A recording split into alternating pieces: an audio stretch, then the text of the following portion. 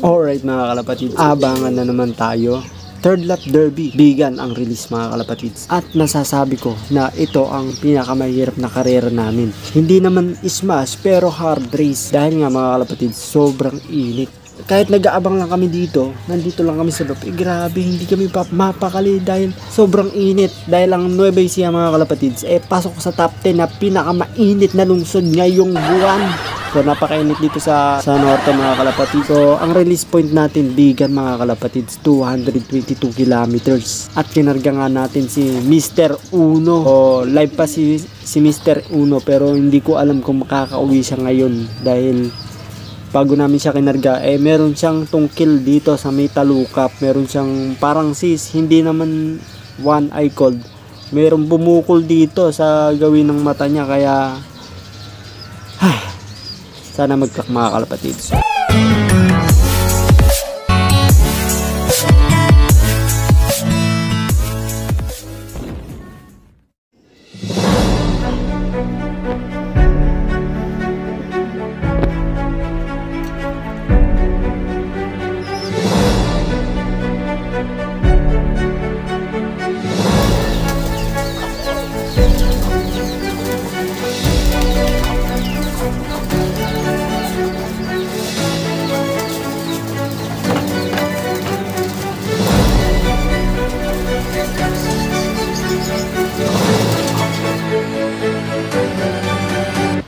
Check 9:44 minus 2 yung aking relo. Nauuna ng 2 minutes So eto mga kalapatids, bigan 650 pinawalan, total birds entry ano na lang 2,958 at wala pang nagka-clock sa mga oras na to. Eto yung entry natin, si Uno mga kalapatids. So abang-abang na tayo mga kalapatids. Sobrang init ngayon, grabe, napakainit talaga. Pati tao hindi mapakali kahit malilim na rito. Sana mag-clock si Uno. Ay grabe, sobrang init guys. Hindi ako mapakali yung nakatutok ni electric fan. Grabe, napakainit. Lalo pa yung mga ibon lumilipad. So wala pa palang nagka-clock. Anong oras na? Time check 9:54 minus 2. Wala pa nagka-clock guys. Grabe, 1-1 na lang speedan dito sa mga oras na to. Baka andito naman na. Dito na, wala pa mga kalapatids. Wala pa rin nagka-clock. Nako, pagkakataon na natin magana na to. Lap winner. Ayan, medyo mahangin guys. Ayun. Yan, hangin ka lang. Sobrang init grabe. Wala pa tayong ibon. Ayan, buti humangin na konti. Pero talagang sobrang init. Kaya doon ako sa baba nag-aabang. Good luck sa atin. Mas mga kalapatids, meron ng isa. Swerte naman na to. Speed niya 1,070. Gimba mga kalapatids. JC De Guzman, shout out mga kalapatids. Grabe, swerte no. Andyan na mga kalapatids. Abang-abang na tayo. Baka nasabay na rin yung mga ibon natin sa kanila. Good luck sa lahat ng mga kasali. CLRPC. May Black Panther pang lock visitor Uy, wag ka dyan. Mali yan. Katumal na nagka-clock. Time check 10:23. Ayan, ang nagka-clock pa lang mga kalapatids, 6 pa lang sila. Kuya po at saka Gimba pa lang. Sigurado mga kalapatids, dyan na naman galing yung ibon natin. Hatak na naman doon.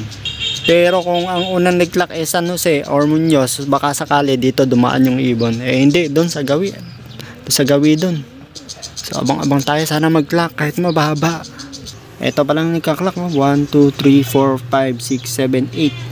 8 pa lang ang nagka-clock. Grabe. Isang kuya po. Ay, may talabi si Sir Valentino. Andun na ibon niya. Congrats! Boss Palos. Ayan. Idol natin yan. Andyan na. Siya pa lang yung una dito sa Talavera. Ang tanong, mag-clock kaya si Uno mga kalapatids dahil sobrang init. Grabe. Dalawa pa lang yung Talavera nagka-clock. Si Sir Palos at saka si Sir Paul Mariano. Galing. Sila yung mga veterano dito sa Talavera. Lupit talaga. Sana all.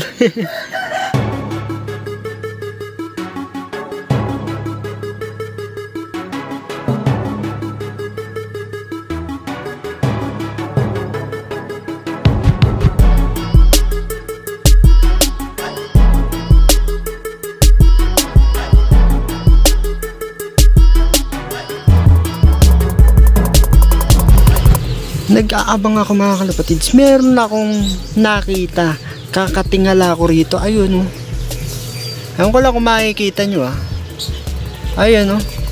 Meron ditong paniki. Nakatira. Oh, 3 sila. Ayos ah. Kaya dyan lang kayo. Magparami kayo dyan. Kasi ang paniki daw kasi maganda yan. Alaga. Ay alaga. Maganda yan ano. Kasi yung tae na at saka yung ihi niyan eh pataba. Nice. Shoutout pala kay Boss Albert Lagasca. Ako nagkarga ng ibon niya kagabi. Ay nung ano pala nung Biyernes kagabi tuloy. Live pa siya, nag-clock na siya mga kalapatids. Sana all. Ano nang nangyari? Wala pa. Grabe yun sa kay Albert. Andun na kanina pa. Yung sa atin, ala pa oh, hanip na yan. Mukhang mabubutasan tayo ngayon ah. Pero sana makauwi pa rin, kahit na ganun. Hard race mga kalapatids. Buti na lang medyo humahangin at medyo lumamig na. Kanina sobrang init eh. Tahimik na tahimik. Mga kalapatids, hindi tayo pinalad nung araw na yon. At ang kakaunti lang ang nag-clock. Sinasabi ko na nga ba, ito ay mahirap na karera dahil sobrang init nga. At ayun nga mga kalapatid, hindi nakauwi si Uno. Butas.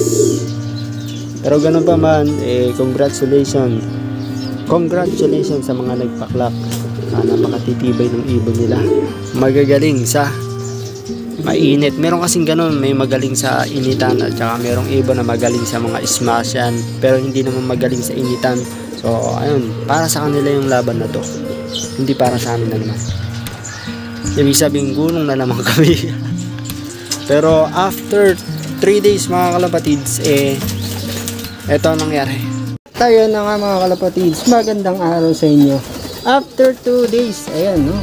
Ayan si Uno nakabalik mga kalapatids. Big one survivor. Yo, marami yung nawala at hindi nag-clock mga kalapatids.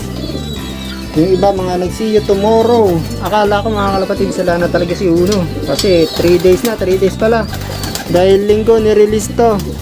Linggo, Lunes, Martes siya nakabalik mga kalapatids. At kanina nga grabe, puro putik yung paa niya. Pero ngayon no, nawala na. Napakain ko na rin to mga kalapatids.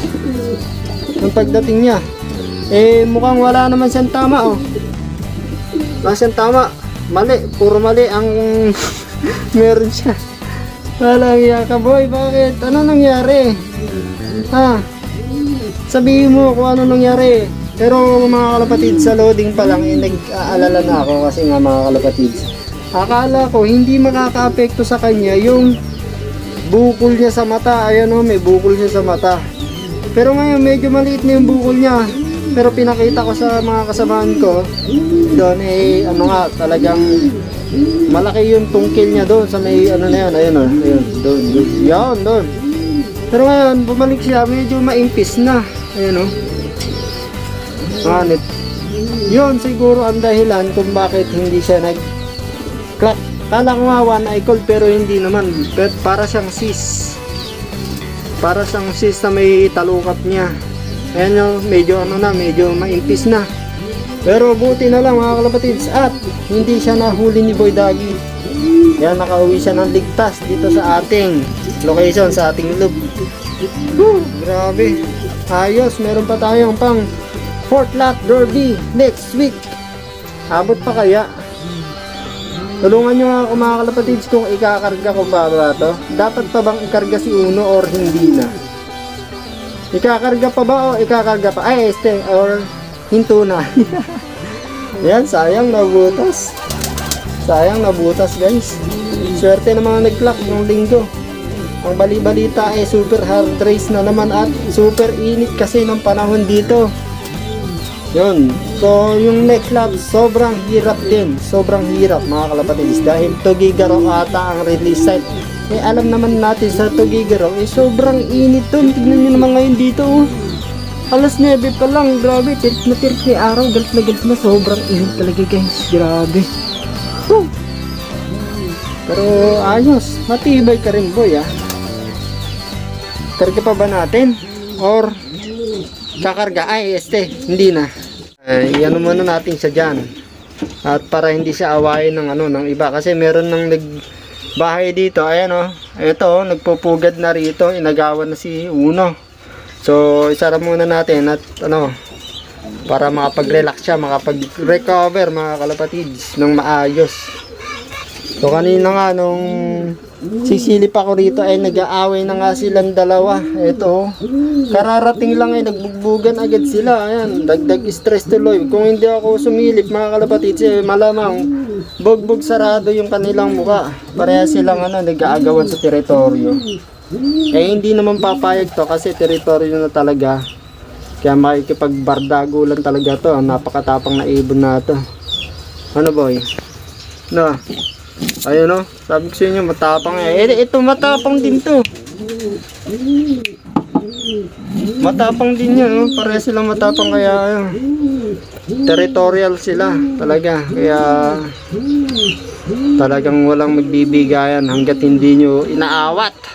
Nga pala mga kalapatids, yung final lap natin ng Tacloban 19 lang mga kalapatids yung nagpaklak ng araw na yon. Day 2 at saka day 1. 19 lang silang nagpaklak. At sa kasamaang palad mga kalapatids, si Miss Baliling mga kalapatids, yung asawa na ito ni Uno wala. Hindi tayo pinalad mga kalapatids. Nakakalungkot man isipin na wala na si Miss Baliling. Ganun talaga, part of the game. Kailangan tanggapin kahit na mahirap. Bawi na lang tayo next race. Marami pa naman tayong ibon dito. Bahala. Kasi talagang ganun mga kalapatids. Gusto natin ma-experience sana yung makapagpauwi ng ganong kalayo. Kaso hindi pa natin time talaga.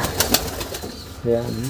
Meron pa talaga tayong kulang. Tumudulo tayo. Nakakapagsakay tayo sa last lap. Kaso meron pa talagang kulang mga kalapatids. Hindi ko alam kung ano, pero pinag-aaralan ko na sa sistema natin or sa ibon na talaga. Pero kinarga ko mga kalapatids si Miss Baliling.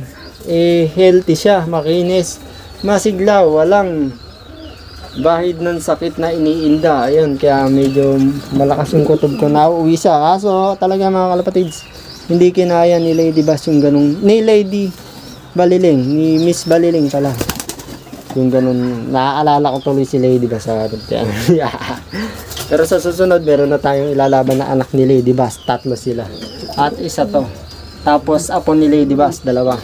Meron pa tayong pag-asa mga kalapatids. Grabe. Dahil hindi ko inaasahan na uuwi pa si Uno. Dahil yung kasama ko nagkakarga, live siya sa lahat. Pati bayan, pre-pooling, tsaka matataas yung speed niya. Hindi rin siya pinalad si Boss Ronron.